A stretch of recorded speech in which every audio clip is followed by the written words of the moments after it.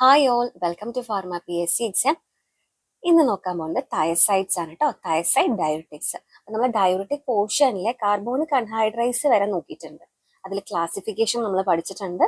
അതുപോലെ classification മെക്കാനിസവും carbonic അൺഹൈഡ്രൈസിന്റെ നോക്കി. Carbonic അൺഹൈഡ്രൈസിൽ പറഞ്ഞിട്ടുള്ള സിലബസിൽ പറഞ്ഞ 2 ഡ്രഗ് ഉണ്ട്, അസിറ്റോസോളമൈഡും മെത്തോസോളമൈഡും നോക്കിയിട്ടുണ്ട്. ഇനി അടുത്തതാണ് തയസൈഡ് ഡയററ്റിക്സ്. സോ ആദ്യം മെക്കാനിസം നോക്കാം. അപ്പൊ തയസൈഡ് ഡയററ്റിക്സ് ആക്ട് ചെയ്യുന്ന പൊസിഷൻ ഡിസ്റ്റൽ കൺവല്യൂട്ടഡ് ട്യൂബ്യൂൾ. അപ്പൊ ഡിസ്റ്റൽ കൺവല്യൂട്ടഡ് ട്യൂബ്യൂളിലെ സോഡിയത്തിന്റെയും ക്ലോറൈഡിന്റെയും സിംപോർട്ടിനെ ആണ് ഇൻഹിബിറ്റ് ചെയ്യുന്നത്.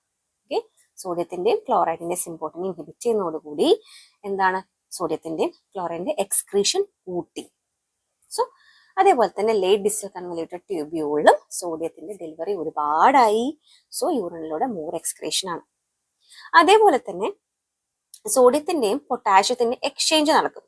ആ സമയത്ത് കൂടെ പൊട്ടാഷ്യത്തിന്റെ ലോസ് ഉണ്ടാവാനും ചാൻസസ് കൂടുതലാണ്. So potassium loss. പിന്നെ ഈ തൈസൈഡ്സിന് കാർബോണിക് അൺഹൈഡ്രേസ് ആക്ഷൻ ഉണ്ട്, വീക്ക് ആണെന്ന് മാത്രം. ഒരു വീക്ക് കാർബോണിക് അൺഹൈഡ്രേറ്റ് ആക്ഷൻ ഉള്ളത് കൊണ്ട് തന്നെ എന്ത് ചെയ്യും, ബൈകാർബണൈറ്റ് അയോൺസും ലോസ് ആവും. ഓക്കെ, അപ്പൊ നമുക്ക് നെറ്റ് ലോസ് എന്തൊക്കെയാണ്? സോഡിയം ഇല്ല, എക്സ്ക്രീറ്റ് ചെയ്ത് പോയി, പൊട്ടാഷ്യം എക്സ്ക്രീറ്റ് ചെയ്ത് പോയി, ക്ലോറൈഡ് പോയി, ദെൻ ബൈകാർബണേറ്റ് യൂറിനിലൂടെ പോയിട്ടുണ്ട്. ഓക്കെ, സോ ഇവിടെ MCQs ഒക്കെ അറ്റൻഡ് ചെയ്യുന്ന ആളുകൾക്ക് ഇങ്ങനെ വരാൻ പറ്റും. GPAT ഒക്കെ പഠിക്കുന്നവർക്കും PSC ഒക്കെ എഴുതുന്നവർക്കും ഈ MCQല് നെറ്റ് ലോസ് പറയുമ്പോൾ കാൽഷ്യത്തിന്റെ ലോസ് തൈസൈഡ്സ് ഉണ്ടാവില്ല. അപ്പൊ ഇവിടെ പറയുന്നത് unlike loop diuretics thiazide decrease calcium excretion. അപ്പൊ കാൽഷ്യത്തിന്റെ എക്സ്ക്രീഷൻ തൈസൈഡ് ഡയററ്റിക്സിൽ ഇല്ല, കുറവാണ് കമ്പാരിറ്റീവ്ലി എന്ന് പറയാം. സോ നെറ്റ് ലോസ് എന്ന് പറയുന്നത് ഏതൊക്കെയായിരുന്നു?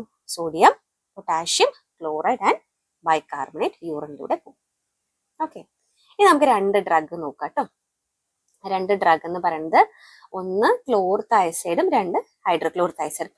നോക്കാം, സ്ട്രക്ചർ നോക്കാം.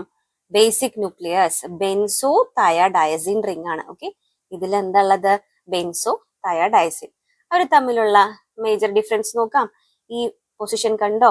ഇവിടെ പൊസിഷനില് ഓക്കെ 3-4 പൊസിഷനില് 3-4 പൊസിഷനില് ക്ലോർതൈസൈഡിൽ എന്തുണ്ട്? ഡബിൾ ബോണ്ട് വന്നു. ഹൈഡ്രോക്ലോർതൈസൈഡ് എന്തായി?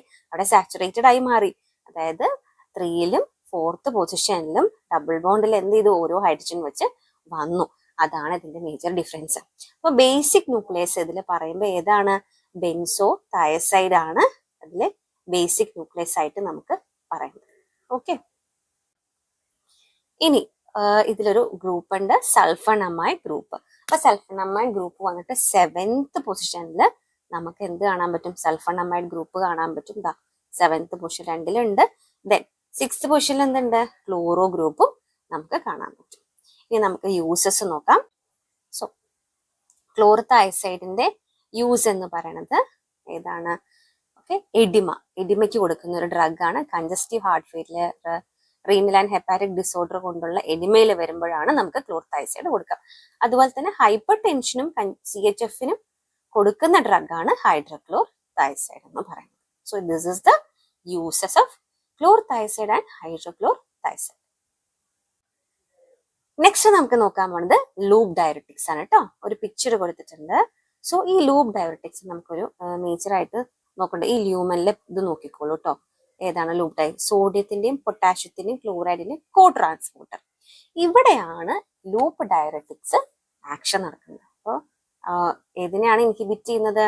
ലൂപ്പ് ഡയററ്റിക്സ് എവിടെയാണ്? സോഡിയത്തിന്റെയും പൊട്ടാഷ്യത്തിന്റെയും ക്ലോറൈഡിന്റെയും കോ ട്രാൻസ്പോർട്ടറിലും പോയി ബൈൻഡ് ചെയ്തിട്ട് അതിന്റെ ആക്ഷൻ ആണ് ബ്ലോക്ക് ചെയ്യുന്നത്. സോ അപ്പൊ എന്ത് സംഭവിച്ചു? സോഡിയവും ക്ലോറിനും യൂറിനിൽ എന്ത് ചെയ്തു? എക്സ്ക്രീഷൻ കൂടിയിട്ടുണ്ട്. സോ ഈ ലൂപ്പ് ഡയററ്റിക് പേരിൽ തന്നെ ഉണ്ട്, ലൂപ്പ് ഓഫ് ഹെൻലി. അപ്പോൾ ലൂപ്പ് ഓഫ് ഹെൻലിയിലാണ് ഈ ലൂപ്പ് ഡയററ്റിക്സ് വന്നിട്ട് ആക്ഷൻ ഉള്ളത്. അതുപോലെ തന്നെ ട്യൂബുലർ ഫ്ലൂയിഡ്. ഓക്കെ, ട്യൂബുലർ ഫ്ലൂയിഡിൽ DCTയിൽ എത്തുമ്പോൾ എന്താണ്? ലാർജ് എമൗണ്ട് ഓഫ് സോഡിയത്തിന്റെ എക്സ്ക്രീഷൻ അവിടെ നടക്കുന്നുണ്ട്. അപ്പോൾ ആ സമയത്ത് ഒരു എക്സ്ചേഞ്ച് നടക്കാം, സോഡിയത്തിന്റെയും പൊട്ടാഷ്യത്തിന്റെയും എക്സ്ചേഞ്ച് നടക്കാനുള്ള ചാൻസ് ഉണ്ട്. സോ എന്ത് സംഭവിക്കും? പൊട്ടാഷ്യത്തിന്റെ ലോസും കൂടെ അവിടെ ഉണ്ടാവും. ഓക്കെ, പൊട്ടാഷ്യത്തിന്റെ ലോസും കൂടെ ഉണ്ടാവും. അതുപോലെ തന്നെ ഈ ലൂപ്പ് ഡയററ്റിക്സിനുണ്ടല്ലോ, കാൽഷ്യത്തിന്റെയും മെഗ്നീഷ്യത്തിന്റെയും എക്സ്ക്രീഷൻ ഉണ്ടാവും. ഓർക്കുക, MCQs ഒക്കെ അറ്റൻഡ് ചെയ്യുന്നവർക്ക് ഒരു ക്വസ്റ്റ്യൻ ആണ്. ലൂപ്പ് ഡയറക്റ്റിക്സിൽ ഓക്കെ മെഗ്നീഷ്യം ഏത് ഡ്രഗ് കൊടുക്കുമ്പോഴും ഏത് ഡയറക്റ്റിക് കൊടുക്കുമ്പോഴാണ് ലോസ് വരുന്നത്. സോ അതിലൊരു ആൻസർ ആണ് മെഗ്നീഷ്യം അയൺസ് വന്നിട്ട് ലോസ് ആവുന്നത് ലൂപ്പ് ഡയറക്റ്റിക്സ് കൊടുക്കുമ്പോഴാണ്. സോ അതൊന്ന് ശ്രദ്ധിക്കാം.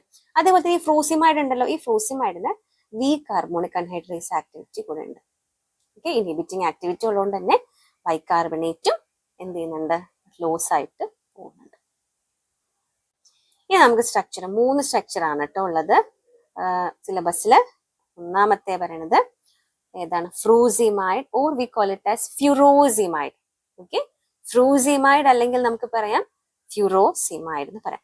അപ്പൊ നമുക്ക് ബ്യൂമിറ്റാനൈഡും ഫ്രൂസിമൈഡും കൂടെ ഒരു ഏകദേശം സിമിലാരിറ്റിയിൽ നോക്കാം കേട്ടോ. അപ്പൊ ആദ്യം നമുക്ക് ഈ ബെൻസീൻ റിങ് നോക്കാം. ഓക്കെ, ഈ ബെൻസീൻ നോക്കിക്കോ. ഈ ബെൻസീനില് ബെൻസീൻ ഉണ്ട്, ഒരു ബെൻസീനിൽ ക്ലോറിൻ ആൻഡ് കാർബോക്സിലിക് ആസിഡിന്റെ ഒരു ഗ്രൂപ്പ് ഉണ്ട് അല്ലെ. സോ അത് രണ്ടെണ്ണം ഉണ്ട്. അപ്പൊ ഇവിടെ ബെൻസീനിലുണ്ട്, അതേപോലെ തന്നെ ഈ ആസിഡ് ഗ്രൂപ്പും ഉണ്ട്. പിന്നെ ഇവിടെ ക്ലോറിന് പകരം എന്ത് വന്നു, ഒരു ഓക്സിജനാണ് വന്നിരിക്കുന്നത്. പിന്നെ ഒരു സൾഫണമൈഡ് ലിങ്കേജ് നമുക്ക് കാണാൻ പറ്റും രണ്ടിലും എന്തുണ്ട്, സൾഫണമൈഡ് ലിങ്കേജ് ഉണ്ട്. ഓക്കെ, പിന്നെ അടുത്ത സബ്സ്റ്റിറ്റ്യൂഷൻസിലൊക്കെ വ്യത്യാസമുണ്ട്. ഓക്കെ, ഇവിടെ ബെൻസീനിൽ ഓക്കെ പാരാ പൊസിഷനിൽ എന്ത് വന്നു, ഫ്യൂറാൻ വിത്ത് CH2NH വന്നു. ഓക്കെ, ഫ്യൂറാനും CH2NH ലിങ്കേജ് ഉണ്ട്. ദെൻ അതേപോലെ തന്നെ ബ്യൂമെറ്റാനൈഡിൽ നോക്കുമ്പോൾ എന്ത് ചെയ്യും, ഈ ക്ലോറിന് പകരം ഓക്സിജൻ വന്നിട്ട് എന്ത് ചെയ്യും, ഫിനോക്സി ഗ്രൂപ്പ് അല്ലെ, benzene with oxygen phenoxy group വന്നിട്ടുണ്ട്. പിന്നെ ഇവിടെ NH അല്ലെ, ഇവിടെ അടുത്ത പൊസിഷനിൽ ഓക്കെ ഓർത്തോ പൊസിഷനിലാണ് അല്ലെ. ഓർത്തോ പൊസിഷനിൽ നമുക്ക് ഒരു NH, അപ്പോൾ ഞാൻ ഓക്സിജന്റെ കോംപ്ലിമെന്ററി ആയിട്ടാണ് ഓർത്തോ എന്ന് പറഞ്ഞത് കേട്ടോ. അപ്പൊ ഈ പൊസിഷനിൽ NH ഓക്കെ, NH CH2 ഇവിടെ വന്നപ്പോ എന്തായി, ഒരു CH2 ഉള്ളൂ. ഇവിടെ 2 1 2 3 4. അപ്പോൾ നമുക്ക് പറയാം ബ്യൂമിറ്റാനൈഡ് BU എന്ന് ഓർക്കുമ്പോൾ നമുക്ക് ഓർക്കാം ബ്യൂട്ടൈൽ ഗ്രൂപ്പ് ഉണ്ടെന്ന് ഓർക്കാം. ജസ്റ്റ് ഒന്ന് BU എന്ന് ഓർക്കുമ്പോൾ എന്താർക്കാം, ബ്യൂട്ടൈൽ ഗ്രൂപ്പ് ഉണ്ടെന്ന് ഓർക്കാം. ഫ്യൂറോസിമൈഡ് എന്നൊക്കെ ഫ്യൂറാൻ ഗ്രൂപ്പ് ഉണ്ടെന്ന് ജസ്റ്റ് ഒന്ന് ഓർത്ത് വയ്ക്കാം. ഇനി അടുത്ത ഡ്രഗ് സിലബസിലുള്ളതാണ് ethacrynic acid. Okay, ethacrynic acid. So ഇവിടെ എന്തുണ്ട്, ബെൻസീൻ ഉണ്ട്, ഓക്സിജൻ ഉണ്ട്, വിച്ച് ഇസ് അറ്റാച്ച്ഡ് എന്താണ്, അസറ്റിക് ആസിഡിന്റെ ഒരു ലിങ്കേജ് പറഞ്ഞൂടെ. അസറ്റിക് ആസിഡ് എന്താ, CH3COH അല്ലേ. സോ ഇവിടെ CH2C double bond OH. Acetic ആസിഡിന്റെ ഒരു ലിങ്കേജ്. അപ്പൊ എത്താക്രൈനിക് ആസിഡ്. ദെൻ ഒരു ബെൻസീൻ ഉണ്ട്, 2 ക്ലോറോ ഗ്രൂപ്പ് അറ്റാച്ച്ഡ് ആണ്. Then C double bond CH2 group ആണ്, which is attached to CH2CH3. So this is the structure of ethacrynic acid.